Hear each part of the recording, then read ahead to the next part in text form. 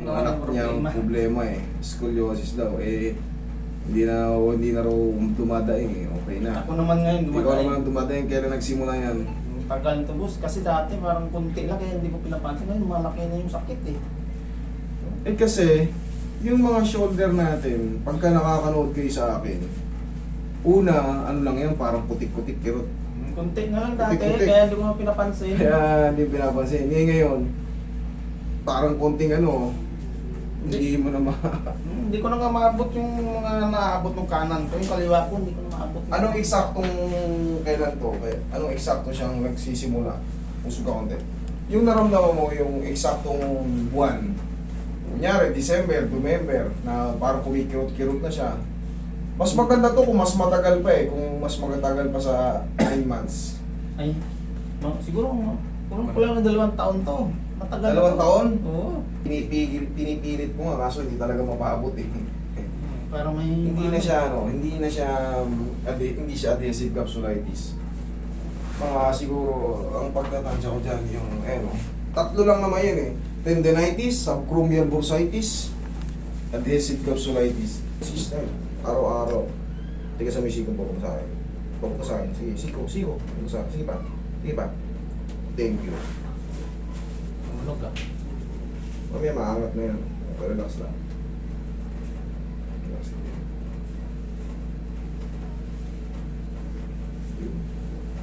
Ote mo, dahil 2 taon na, nagtutulungan siya pero hindi ka yung iba, pag tumunog,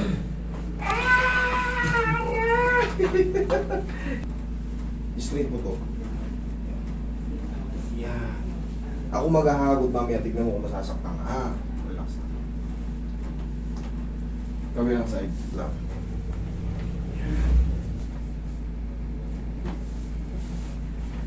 Huwag na huwag kayo magli-leggings pag babae kung may lower back pain kayo. Dapa.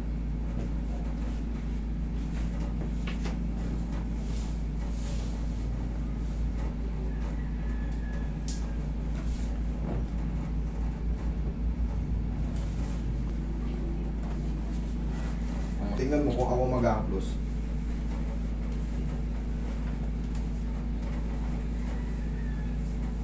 Sakit? Sa kanan, sa kaliwa wala naman eh. Kanan. Ito lang. kanan? Oo. Oo, masakit? Namamanhit. Hindi.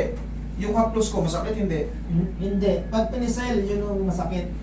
Kasi hindi kailangan ng didiin na ng todo kasi weak yung mga ano, pag less yung dumadaloy na dugo sa'yo, kunyari, di ba siyempre namamanid ka. Ibig sabihin, pag namamanid ko, poor blood circulation.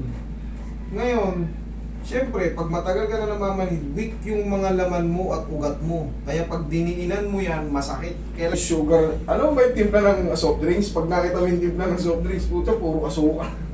Tapos food coloring. Paranting po nila yun eh. Sila nila mama. O kaya nga mahirap pag-diet sa totoo lang, lalo kung ang kasama mo sa bahay ay hindi nagda-diet. Tapos mahilig sa masarap na pagkain, mahilig sa soft drinks. Huwag ka nang umasang gagaling ka. Pero kung didisiplinahin mo yung sarili mo, pero kahit kumakain ka ng ganun, basta consistent ka lang papawis. Kanina ayaw maangat. Sino may sabi? Oh, kanina. Oh, abot na abot. Oh. Okay? Pero kung kontra pa rin, parang tumutupod pa rin to. Yes po, ganito po yan. Hindi po siya totally masisiro-siro. Ngayon, susundan mo po yan ng parang stretching lang. Tapos, yung nararamdaman mo dyan kasi malambot na, yung nararamdaman mo dyan, yung parang pinaka-trauma na lang po yan. Abang ka na ng mga ilang linggo, kuso ka rin po mag-heal yan, yung nasa loob. Kasi pag hindi pa yan ayos, ganun pa rin yan, ganyan pa rin. Eh, sobrang lambot no. Wala ka lang dapat ang aano mo na lang dyan, waiting ka na lang tapos konting exercise. Ganyan lang, para ka na naglalaro. Okay? Bossing? Okay. Thank you so much.